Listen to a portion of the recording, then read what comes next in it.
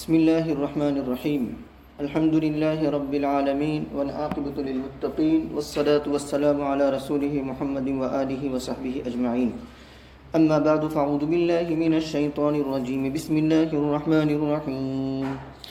قل من يرزقكم من السماء والأرض أم من يملك السمع والأبصار ومن يخرج الحي من الميت ويخرج الميت من الحي ومن يدبر الأمر فسيقولون الله فقل أفلا تتقون فذلكم الله ربكم الحق فماذا بعد الحق إلا الضلال فأنى تصرفون كذلك حقت كلمة ربك على الذين فسقوا أنهم لا يؤمنون قل هل من شركائكم من يبدأ الخلق ثم يعيده قل الله يبدأ الخلق ثم يعيده فأنى تؤفكون قل هل من شركائكم من يهدي إلى الحق قل الله يهدي للحق أفمن يهدي إلى الحق أحق أن يتبع أم من لا يهدي إلا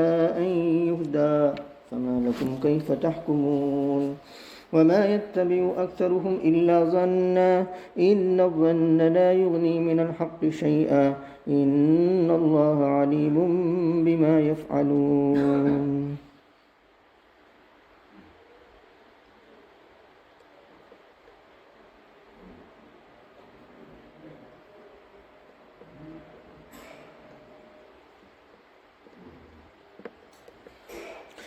آمنت بالله صدق الله مولانا العظيم وصدق رسوله النبي الكريم ونحن على ذلك لمن الشاهدين والشاكرين والحمد لله رب العالمين.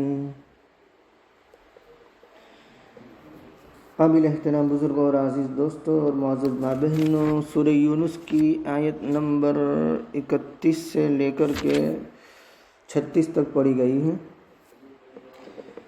جو آیتیں پڑھی گئی ہیں ان آیات کے اندر اللہ تبارک و تعالی نے اپنی وحدانیت، اپنی ربوبیت کو ثابت فرمایا ہے، احقاق حق، ابطال باطل پر دلائل کو بیان فرمایا ہے، اور مشرکین سے ان کی آنکھیں کھولنے کے لیے کچھ سوالات کیے ہیں اور وہ سوالات کے جوابات بھی دیے ہیں. 8 سوالات پر مشتمل یہ آیات ہیں. پہلی آیت میں 5 سوال ہیں. وہ 5 سوال کا جواب مشرکین خود یہی کہیں گے کہ اللہ نے کیا، کیونکہ وہ باتیں ایسی ہیں جو روز روشن کی طرح واضح ہیں، وہ کام ایسے ہیں کہ کوئی دوسرا کر ہی نہیں سکتا، تو مشرکین بھی کہیں گے کہ اللہ نے کیا. اس کے بعد 6واں اور 7واں سوال، یہ 2 سوال کے جواب اللہ تبارک و تعالی نے اپنے پیارے نبی صلی اللہ علیہ وسلم کو تعلیم فرمایا اور رسول اللہ صلی اللہ علیہ وسلم نے اس کا جواب دیا. اس کے بعد 8واں سوال، اس سوال کے جواب دینے کی ضرورت محسوس نہیں کی گئی. کیوں؟ اس لیے کہ اس کا جواب بالکل واضح ہے، اس لیے کہ اللہ رب العزت کے علاوہ اس کام کو کوئی کر ہی نہیں سکتا، اس لیے اس سوال کے جواب کی ضرورت نہیں سمجھی گئی. دیکھتے ہیں ترتیب کے ساتھ. کہہ دیجئے اے محمد صلی اللہ علیہ وسلم، نمبر 1 سوال، کون تمہیں رزق دیتا ہے آسمان سے اور زمین سے؟ پہلا سوال. نمبر 2، کون مالک ہے کان اور آنکھوں کا؟ نمبر 3، کون نکالتا ہے زندہ کو مردہ سے؟ نمبر 4، کون نکالتا ہے مردہ کو زندہ سے؟ نمبر 5، کون سارے امور کی تدبیر کرتا ہے؟ مطلب یہ کہ اس دنیا کے اندر جو کائنات پھیلی ہوئی ہے اس کا مینیج کون کرتا ہے؟ سورج کا ایک نظام ہے لگا بندہ، چاندوں کا ایک نظام ہے لگا بندہ، سیارات ستاروں کا نظام ہے لگا بندہ، تو ہواؤں کا ایک نظام ہے، بارش کا ایک نظام ہے، سمندر کے اندر جوار بھاٹا آتا ہے اس کا ایک نظام ہے، ایک لگا بندہ نظام ہے. تو اس نظام کو چلانے والی ہستی کون ہے؟ وہ یہی کہیں گے کہ اللہ تبارک و تعالی ہے۔ تو پہلا سوال یہ ہے کہ کون تمہیں رزق دیتا ہے آسمان سے اور زمین سے؟ وَفِي السَّمَاءِ رِزْقُكُمْ وَمَا تُوعَدُونَ، آسمان میں تمہارا رزق ہے اور وہ جس کا تم سے وعدہ کیا گیا ہے، یعنی آخرت کی سارے مراحل۔ اَمَّن يَمْلِكُ السَّمْعَ وَالْأَبْصَارَ، بھلا کون ہے جو مالک ہو کان کا اور آنکھ کا؟ کون کان بنانے والا ہے؟ کون آنکھ بنانے والا ہے؟ نطفے سے جب علقہ اور مدغہ مختلف اطوار اور ادوار اور مراحل ہوتے ہیں اور گوشت کا لوتھڑا بن جاتا ہے، تو گوشت کا لوتھڑا بن جانے کے بعد چیرتا ہے اسے، اور کہیں چیرا لگا دیا تو کان بن گئے، کہیں چیرا لگا دیا تو آنکھیں بن گئی، کہیں چیرا لگا دیا تو ہونٹ بن گئے۔ یہ کام کون کرتا ہے؟ یہ مصوری کون کرتا ہے؟ یہ تصویر سازی کون کرتا ہے؟ هو الذي يصوركم في الارحام كيف يشاء لا الہ الا هو العزیز الحکیم، وہ ہے جو تمہاری صورت گیری کرتا ہے، تصویر سازی کرتا ہے رحم میں، یعنی ماں کے پیٹ میں، اللہ ہی کرتے ہیں۔ ومن یخرج الحی، نمبر 3، کون ہے جو زندہ کو نکالتا ہے مردہ سے؟ انڈے سے بچہ نکلتا ہے تو انڈا تو مردہ ہے اور اس سے بچہ زندہ نکلا۔ نطفے سے اللہ رب العزت بچہ پیدا کرتے ہیں، تو نطفہ تو مردہ ہے، بے جان ہے، اللہ نے اسے بچہ پیدا کیا۔ وَيُخْرِجُ الْمَيِّتَ مِنَ الْحَيِّ، اور کون ہے جو مردہ کو نکالے زندہ سے؟ پرندے سے انڈا نکلا تو پرندہ زندہ اور انڈا مردہ۔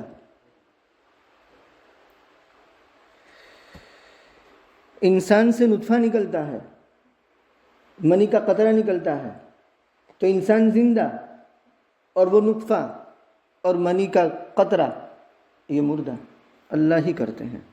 وَمَن يُدَبِّرُ الْأَمْرَ، اس یونیورس کے اندر، اس کائنات کے اندر آفاقی دلائل ہیں، انفسی دلائل ہیں۔ ان آفاقی دلائل اور انفسی دلائل کو سنریہم آیاتنا فی الآفاق وفی انفسہم، ہم تمہیں دکھائیں گے، ہم ان کو دکھائیں گے ہماری نشانیاں آفاق میں، ہورائزن میں، اور ان کی ذاتوں کے اندر بھی۔ تو آفاقی دلائل کے اندر اور انفسی دلائل کے اندر، یعنی ہماری انسان کی ذاتوں کے اندر اور پوری کائنات کے اندر، پہاڑ ہے، دریا ہے، سورج ہے، چاند ہے، ستارے ہیں اور بہت ساری چیزیں ہیں، ان کو کون مینیج کرتا ہے، کون کنٹرول کرتا ہے؟ فَسَيَقُولُونَ اللَّهُ، ان قریب وہ کہیں گے، یعنی مشرکین۔ اللہ رب العزت نے یہ سوالات قائم کیے احقاق حق کے لیے، یعنی حق کو ثابت کرنے کے لیے، ابطال باطل کی، یعنی باطل کو باطل کرنے کے لیے۔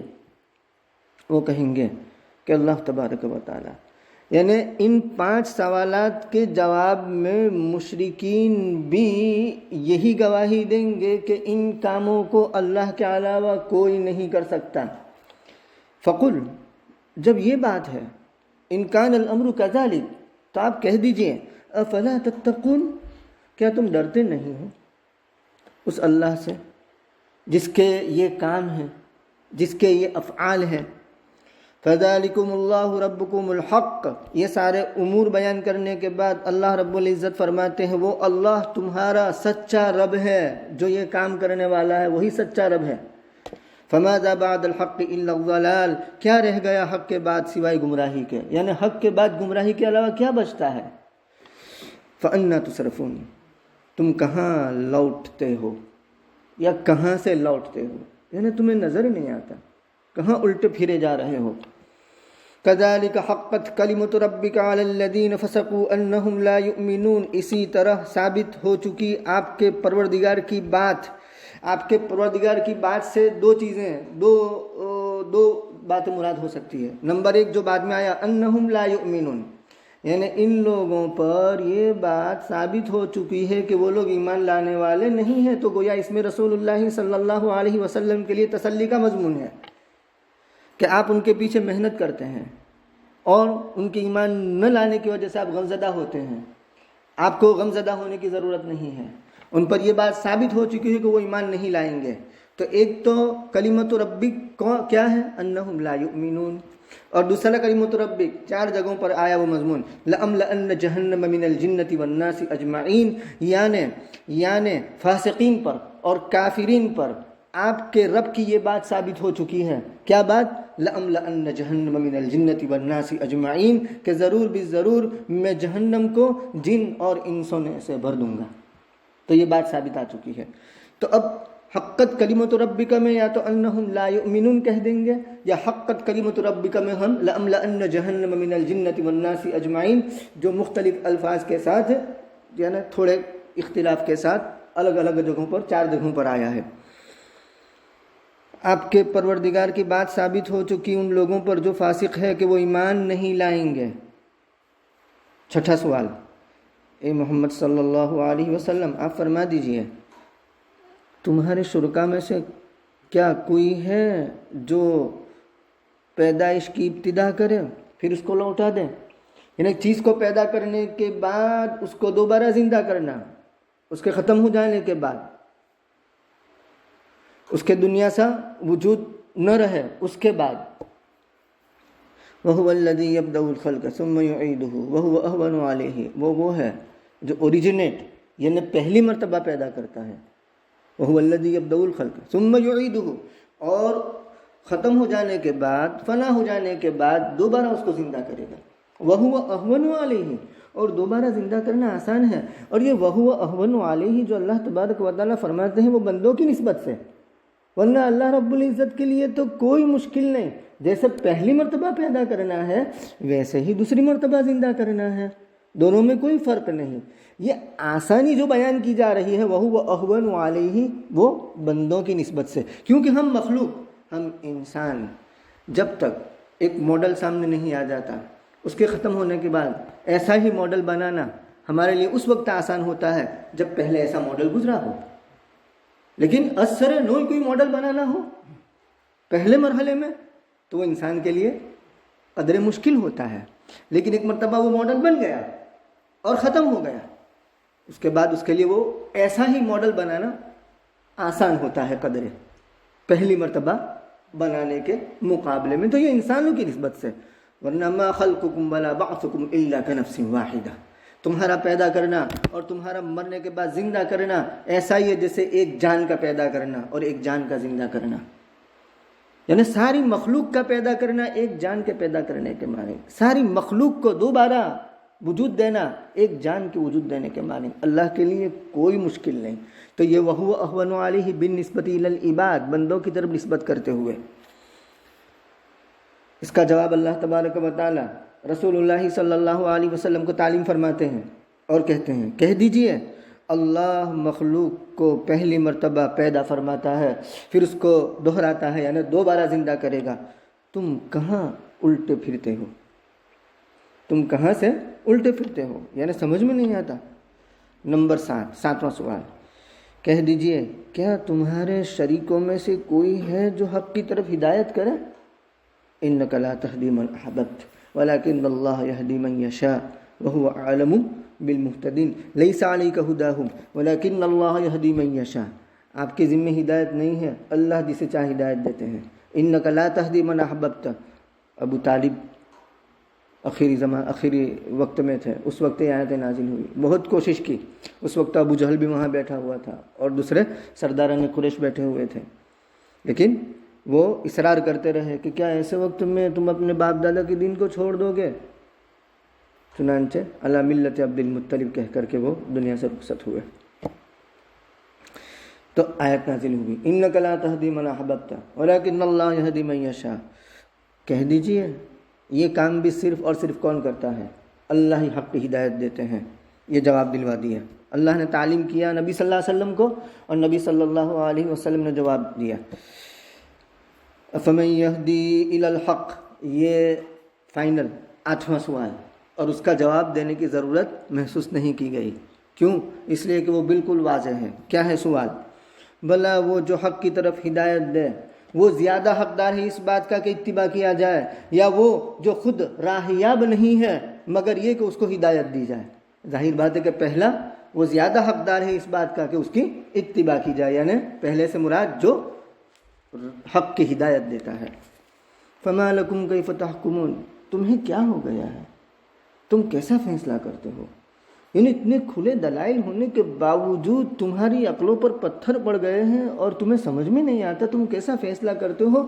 یعنی اتنے واضح طریقے سے احقاق حق ہوا، ابطال باطل ہو، اس کے باوجود تم سمجھنے پر آمدہ نہیں ہو۔